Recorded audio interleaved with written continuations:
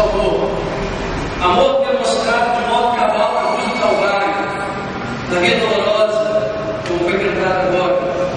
E o texto de Mateus, capítulo 27, versículos 15 a 25,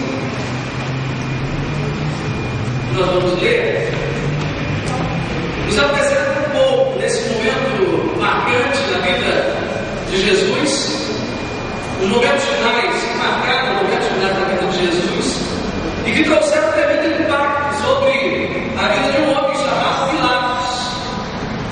Impactou Pilatos naquele encontro com Cristo, nos momentos finais de Jesus, mas o encontro com Cristo sempre causa impacto. E impacta também a mim e a você.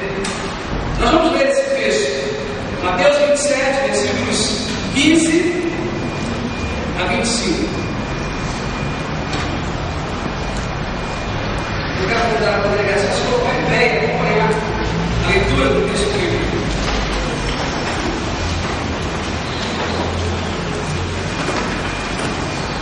Ora, por ocasião da festa, costumava o governador soltar o preso, escolhendo o povo aquele que quisesse. Nesse tempo tinha um preso notório chamado Barrabás. Portanto, estando o povo reunido, perguntou-lhe Pilatos: qual quereis que vos solte? Barrabás ou Jesus, chamado Cristo? Pois sabia que por inveja o haviam entregado. Estando ele assentado no tribunal, sua mulher mandou dizer-lhe: não te envolvas na questão desse justo, porque muito sofri em sonho, sofri hoje em sonho por causa dele. Mas os principais sacerdotes e os anciãos persuadiram as multidões a que pedissem Barrabás e fizessem morrer Jesus. O governador, pois, perguntou-lhes: qual dos dois quereis que eu vos solte? E disseram: Barrabás. Tornou-lhes Pilatos: que farei então de Jesus, que se chama Cristo? Disseram todos: seja crucificado. Ao ver Pilatos que nada conseguia, mas pelo contrário, que o tumulto aumentava, mandando trazer água, lavou as mãos diante da multidão, dizendo: sou inocente do sangue deste homem, seja isso lá convosco. E todo o povo respondeu: seu sangue caia sobre nós e sobre nossos filhos. Então lhe soltou Barrabás, mas a Jesus mandou soltar e o entregou para ser crucificado. Amém. Os podem se sentar.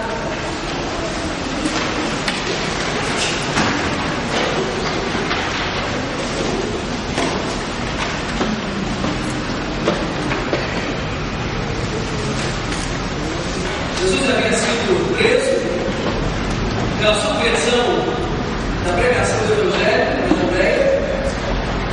Levaram a presença de Caifás, sumo sacerdote, e daí, depois de passar por Caifás, e a multidão sempre acompanhando cada passo, cada momento da trajetória de Jesus, finalmente era trazida a presença do governador da Judéia, governador daquela região, representante do trono romano daquela região, Pilatos.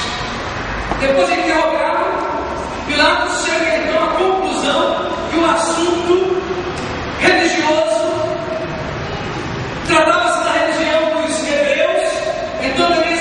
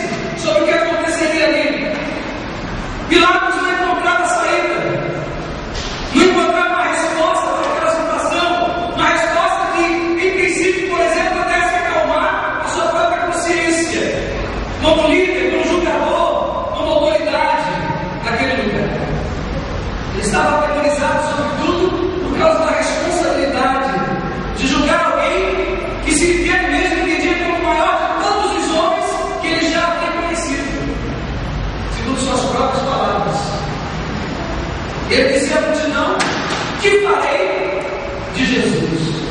O que farei de Jesus? Eu diria que hoje também nós nos vemos diante da mesma confrontação. Todos os homens em todos os lugares, em todo o mundo, se vê diante da mesma confrontação em algum momento de sua vida. O que farei de Jesus? A mesma situação de Pilatos. O que farei de Jesus? Hoje estamos vivendo diante dessa pergunta. Precisamos responder essa pergunta. E é possível que algumas questões sejam levantadas quando essa pergunta é feita. O que farei de Jesus? O que você fará de Jesus em sua vida?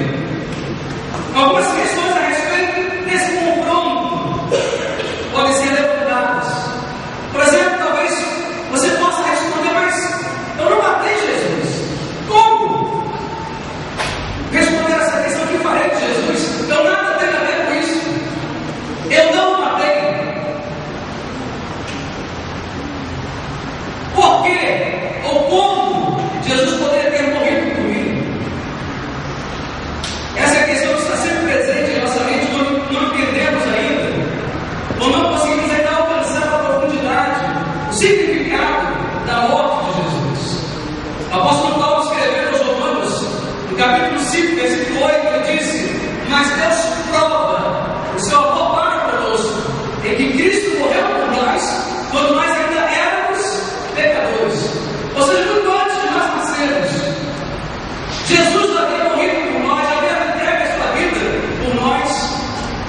Numa explicação talvez simples, muito simples, mas eficiente. Uma dona de casa, certa vez, falando, ensinando a Bíblia sobre esse texto, ela disse que Jesus na cruz, ao subir na cruz, ele expungou o pecado de toda a humanidade.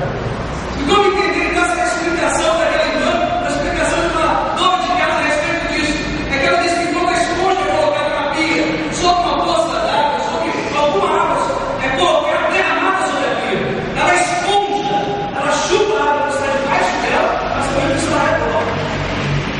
Ela disse que quando Jesus subiu ao Calvário, ele esponjou o pecado de todos, daqueles que vieram antes dele, daqueles que viviam no seu tempo, daqueles que viriam depois dele. Por isso que Paulo diz: mas Deus prova o seu amor para conosco, em que Cristo morreu por nós, quando nós ainda éramos pecadores. A morte de Cristo há mais de 12 mil anos atrás, então, é suficiente hoje para a nossa salvação. Mas há uma outra questão também que às vezes é colocada. Quando alguém te pergunta: o que você fará de Jesus? Talvez você possa dizer: mas eu não sou pecador. Por que me pergunta então o que farei de Jesus? Eu não sou pecador. É possível que alguns pensem: eu nunca matei, eu nunca roubei, eu não sou alcoólatra, eu não gosto de fofoca, eu não gosto de confusão, eu não faço nada errado, então eu não sou pecador. Mas Jesus não foi à cruz por causa do que eu faço, ele foi à cruz por causa daquilo que eu sou. Isso faz toda a diferença. E é por isso que você que é um homem ou uma mulher que procura ter uma vida correta, admirável, também precisa ter um encontro com Jesus, também precisa tomar uma decisão a respeito de Jesus, tanto quanto o homem que matou, roubou ou cometeu qualquer outro pecado. Todos nós precisamos tomar uma decisão. Intimamente não existe diferença entre você e aquele que matou ou roubou. Intimamente não existe, porque a Bíblia diz que todos igualmente pecaram. Todos pecaram e por isso estão separados da glória de Deus. Todos pecaram e separados estão da glória de Deus. Pilatos, naquela ocasião, recebeu três grandes impactos naquele encontro com Jesus. O primeiro impacto que Pilatos sofreu foi causado pela realeza de Jesus. Pilatos sofreu um grande impacto quando se viu diante de alguém que ele entendia era o rei. Jesus disse a Pilatos: o meu reino não é deste mundo. Imediatamente após ouvir isso, Pilatos respondeu, encheu-se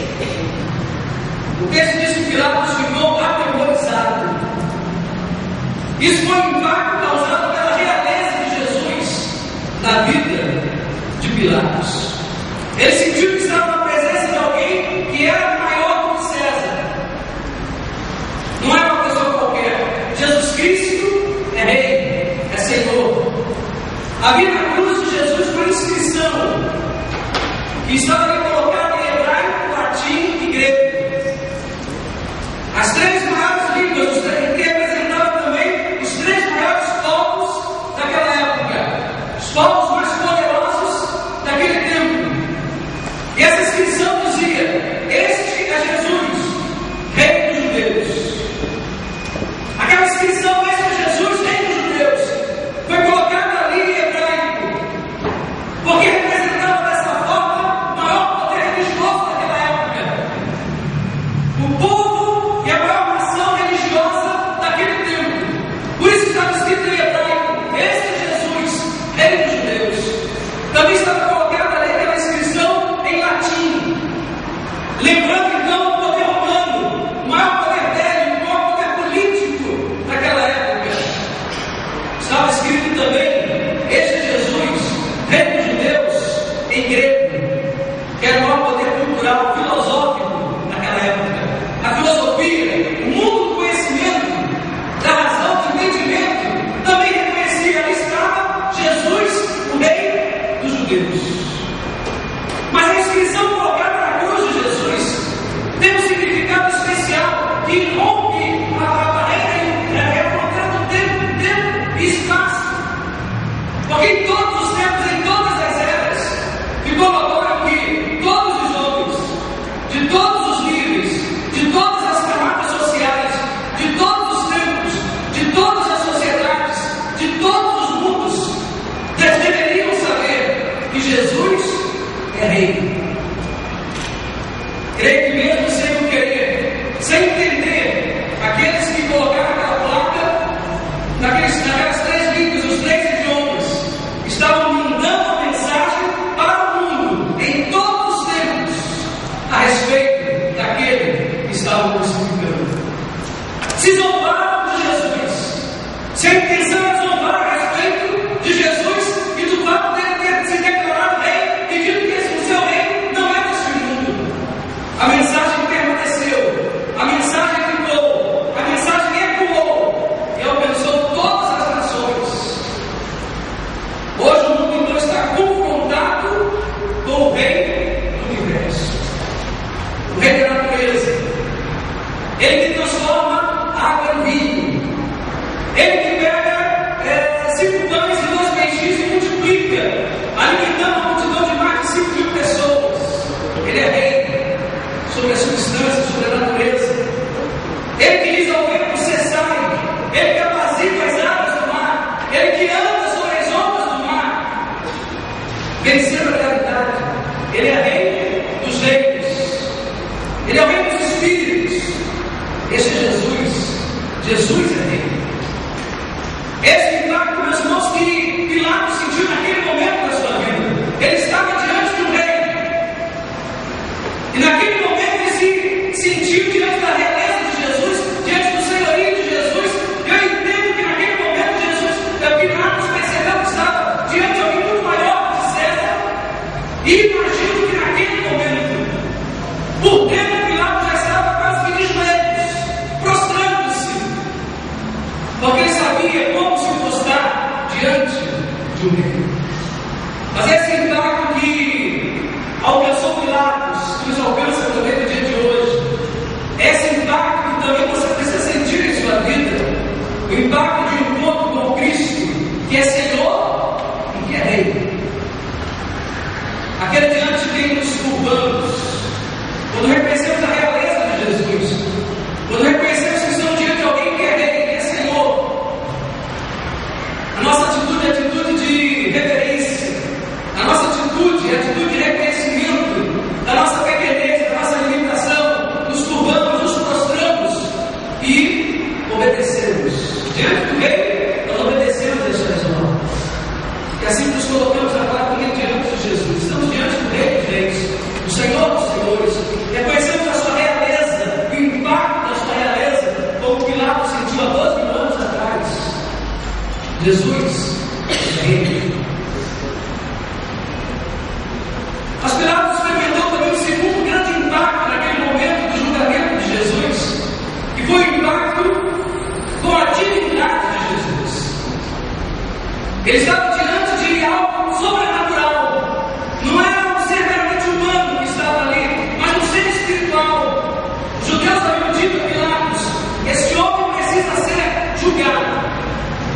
Mas não apenas isso, os judeus diziam a Pilatos, naquele momento eles diziam: este homem precisa ser morto. Vai para essa intenção: este homem precisa ser morto. Mas por que isso? Por que não apenas julgado?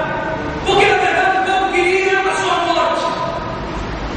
Porque de acordo com a lei dos judeus, eles eram legalistas, a lei deveria ser levada ao pé da letra. De acordo com a nossa lei, ele é herético. Ele disse uma heresia, porque ele se disse filho de Deus. Ele se disse igual a Deus, então ele deve morrer. Mas a verdade é que Jesus não se fez Deus. Ele não se fez Deus. Ele não teve, de fato, Paulo escreveu a respeito dele, disse isso em Filipenses, capítulo 2. Ele, de fato, não teve por usurpação, ou seja, estou querendo tomar isso. Ele não teve por usurpação o ser igual a Deus. Ele é Deus. A sua natureza divina. Ele não teve por usurpação ser igual a Deus, ele é Deus. Ele disse a Filipe, enquanto Filipe dirigiu-se a Jesus, dizendo: Senhor, mostra-nos o Pai. Ele disse a Filipe: eu e o Pai somos um. Eu e o Pai somos um, porque você está pedindo: mostra-nos o Pai. Meus queridos irmãos, amigos, nessa noite há pelo menos duas grandes provas da divindade que Jesus declarava. A primeira delas está no seu próprio nascimento. Apesar de ter nascido de mulher, apesar de Jesus ter se alimentado de placenta, apesar de durante aquele tempo ele ter permanecido no líquido amniótico, ele não foi fecundado por homem. Seu nascimento foi sobrenatural. Maria foi engravidada de forma sobrenatural. A Bíblia diz que ela achou-se concebida pelo Espírito Santo. Era Deus mesmo que se encarnava em Maria. E essa primeira grande prova da divindade que Jesus declarava. O seu nascimento era o testemunho dessa divindade. A segunda grande prova da divindade de Jesus está na sua morte. Primeiro nascimento é o marco. Segundo grande marco é a sua morte. Ele foi posto num túmulo, envolvido num grande lençol de linho de 25 metros de comprimento, embrulhado naquele lençol de linho fino, segundo diz a Bíblia. Colocaram quase 30 quilos de aromas, perfumes, ervas aromáticas, embalsamaram Jesus com tudo aquilo. Colocaram a pedra de 1,5 toneladas dentro do sepulcro. E do lado de fora, o centro romano, o centro do imperador, garantia a inviolabilidade do sepulcro. Soldados foram colocados à porta, garantindo que ninguém roubaria o corpo. Não haveria ocultação de cadáver. Mas no terceiro dia, ele atravessou todas aquelas camadas de linho fino, todo o peso colocado de aromas sobre ele. Ele atravessou o linho fino, ele atravessou também a pedra de 1,5 toneladas. Os soldados desmaiaram, segundo a versão de alguns. E Jesus apareceu durante 2 vezes aos seus discípulos. Comeu com eles, foi apalpado por eles, foi tocado por eles, foi ouvido por eles. Seus ferimentos nas mãos do lado foram tocados pelos seus discípulos. Ele andou com eles em muitas circunstâncias, em diferentes lugares. Ele foi visto por 2, por 10, por 11, por mais de 500 pessoas, uma grande reunião dos discípulos. Jesus é Deus. E Pilatos foi impactado então pela divindade de Jesus. Ele estava diante de um ser sobrenatural, espiritual.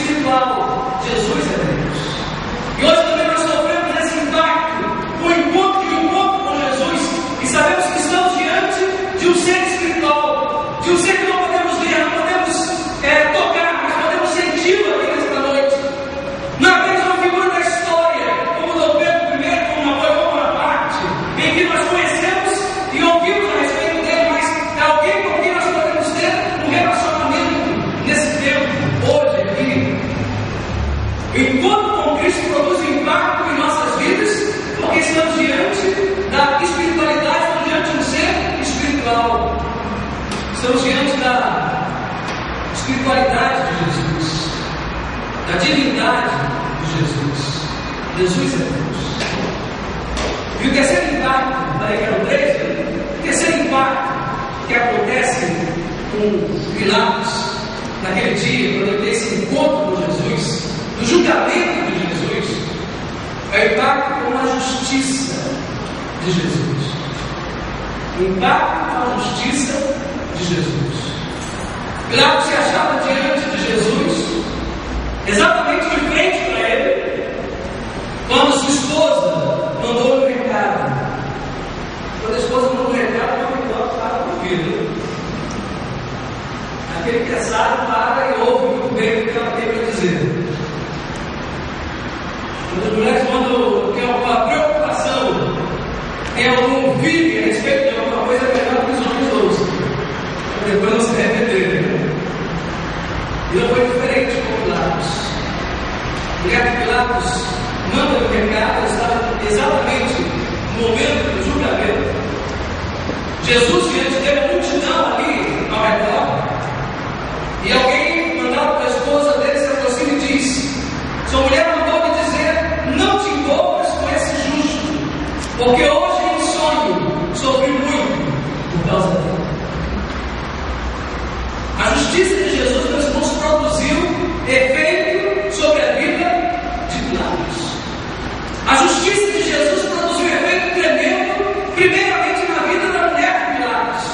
Tocou-lhe o coração, tocou-lhe a mente, tocou-lhe a sua vida, tocou-lhe no seu sonho, no seu sono. E durante aquela noite Deus falou no seu coração.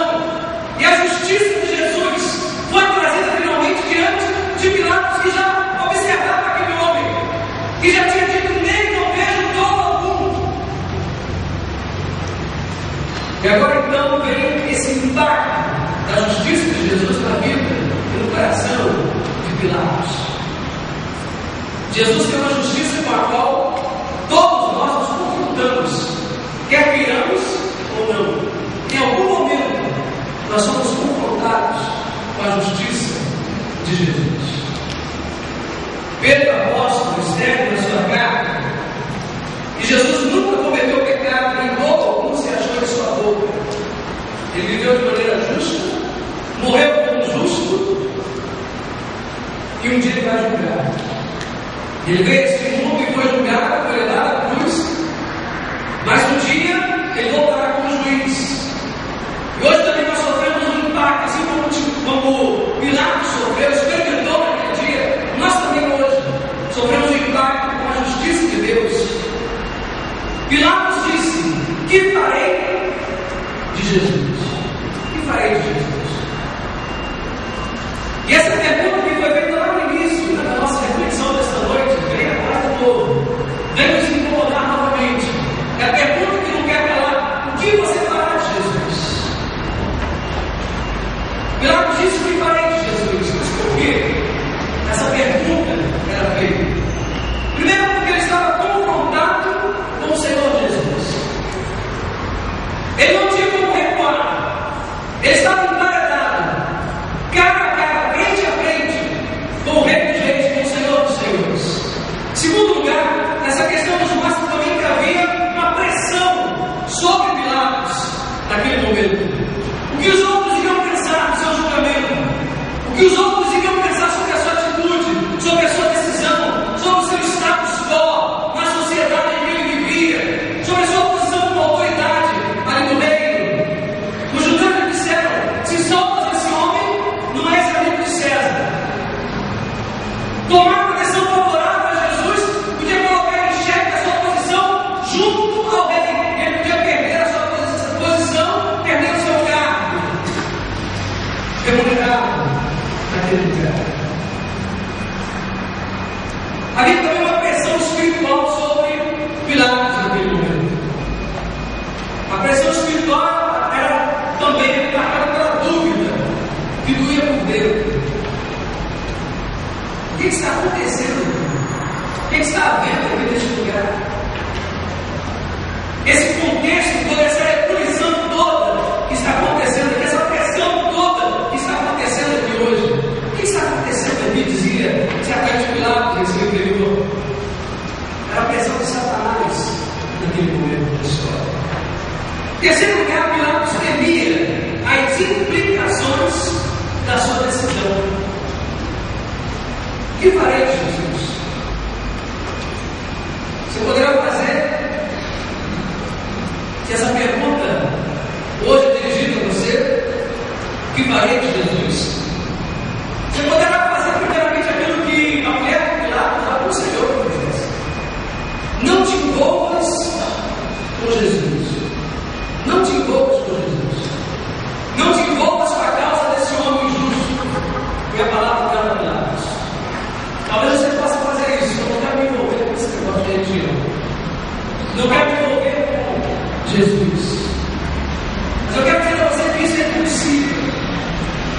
É impossível não se envolver de alguma forma com Jesus. De um jeito ou de outro, todos nós já estamos envolvidos com Ele. Você poderá talvez de outro lado repetir o gesto de Pilatos. Pilatos preferiu transferir para a multidão a decisão sobre o que fazer de Jesus. Mas eu quero dizer a você que Jesus nunca será um caso na nossa vida para outra pessoa resolver. Jesus nunca será, na minha e na sua vida, uma situação, um caso para um terceiro resolver. Jesus na nossa vida é uma questão pessoal, é uma questão individual, é uma questão intransferível na nossa vida. É algo que só você pode resolver. Pilatos transferiu para a multidão. Ele chorou amargamente a decisão tomada. Não é seu pai, não é sua mãe, não é o seu esposo, não é a sua esposa, não é o seu melhor amigo que poderá tomar a decisão, que decidirá por você o que você fará de Jesus. Eu quero convidá-lo nessa noite, refletindo sobre tudo isso que nós temos falado aqui, refletindo sobre tudo isso que o culto dessa noite tem trazido à nossa reflexão, ao nosso entendimento, à nossa mente, ao nosso coração. O que você fará de Jesus na sua vida? Você nesta noite tem recebido, sem dúvida alguma, um impacto como Pilatos experimentou no ano passado, um impacto como a realeza de Jesus, o reconhecimento de que Jesus é Senhor. Você está diante do Senhor dos Senhores, do Rei dos Reis. A quem devemos obedecer, aqui diante de quem devemos nos curvar. Você está diante da divindade de Jesus. Você está diante de Deus. Você está diante do Senhor Jesus. Você está diante nesta noite, está diante da justiça de Jesus. Uma decisão precisa ser tomada. Você fará de Jesus. Nesta noite você pode fazer dele Senhor de sua vida. Nessa noite você pode fazer de Jesus aquele que se torna o seu Salvador pessoal, aquele que se torna para você hoje o governador da sua vida, aquele que dirige o andamento da sua vida. O salmista Davi faz isso um dia. Ele diz: o Senhor é o meu governador, o Senhor é o meu pastor, aquele que dirige o andamento da minha vida. E ele disse: Fernando, nada me faltará. Eu quero encorajar nessa noite, se você ainda não fez isso, a tomar uma decisão sobre Jesus na sua vida. Eu quero convidá-lo nessa noite a receber o Senhor Jesus como o seu Salvador pessoal. Eu quero encorajá-lo nessa noite a fazer a decisão de seguir a Jesus como Senhor. Se você deseja fazer isso, eu gostaria de orar por você. Essa igreja também, certamente, gostaria de orar por você. Eu quero convidá-los então agora, todos nós, a orarmos ao Senhor. Esse é um momento de oração, esse é um momento de decisão. Aliás, a palavra trata bem disso, né? Decisão. Um momento de decisão, de rompimento com algumas amarras, de rompimento com algumas coisas que ainda nos seguram ao passado, que de fato não glorifica a Deus. É um momento de rompimento e de decisão de seguir a Jesus. E toda a igreja está orando, intercedendo, toda a igreja orando neste momento. Eu gostaria de convidar você a fazer uma oração. Se você assim o deseja, você quer contar Jesus para ser o Senhor da sua vida, se você quer entregar a sua vida nas mãos do Senhor Jesus, faça comigo essa oração. Você pode repetir comigo essas palavras: Senhor Jesus, eu reconheço que sou um pecador e desejo nesta noite entregar a minha vida nas tuas mãos e sob os teus cuidados. Eu te recebo nesta noite como meu Senhor, como meu Salvador, e quero segui-lo em minha vida. Segura a minha mão e me conduz pelos caminhos que tu desejas, Senhor. Em nome de Jesus, agora. Amém. A igreja permanece à atitude de oração, nesse momento tão especial em nossas vidas. A igreja está orando por você, toda a igreja está orando por você. Se alguém nessa noite que fez essa oração, sinceramente, de coração, eu quero contar para minha mão, sua mão bem alta, eu quero orar por você, agradecendo a Deus pela sua vida. Deus abençoe. Alguém mais que nessa noite fez essa oração de dedicação, de entrega da sua vida, pode levantar bem alto a sua mão. Graças a Deus, abençoe. Alguém mais? Eu quero orar por você. Na galeria, alguém? Deus abençoe, graças a Deus. Alguém mais? Quero levantar a sua mão, vamos orar por você. Vamos orar pela sua vida, pela decisão. Alguém mais?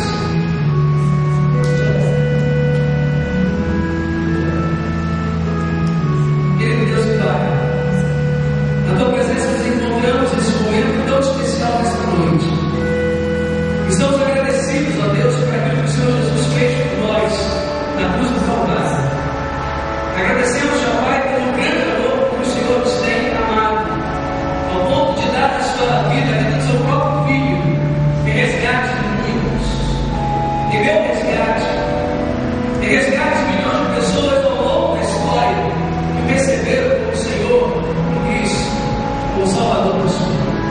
E agora, nesta noite aqui, Senhor Deus, quando a tua palavra tem sido proclamada, tem sido anunciada, nós te louvamos por estas pessoas que levantaram suas mãos, ó Pai. Nós pedimos, ó Pai, que o Senhor complete essa mensagem, essa palavra em seus corações. Que o Senhor esteja confirmando o desejo de seus corações, de ver suas vidas abençoadas por Ti, entregues, ó Pai, ao Senhor. Ó Deus amado, toma cada um das suas mãos. Dá-nos, ó Pai, um vivo, um novo e verdadeiro caminho na Tua presença. Fica conosco, ó Deus. Fica conosco. É o que nós oramos em nome de Jesus. Amém, Senhor. Vamos colocar em pé, vamos cantar. O hino que nos fala sobre esse amor de Jesus. Esse amor que levou Jesus à cruz do Calvário.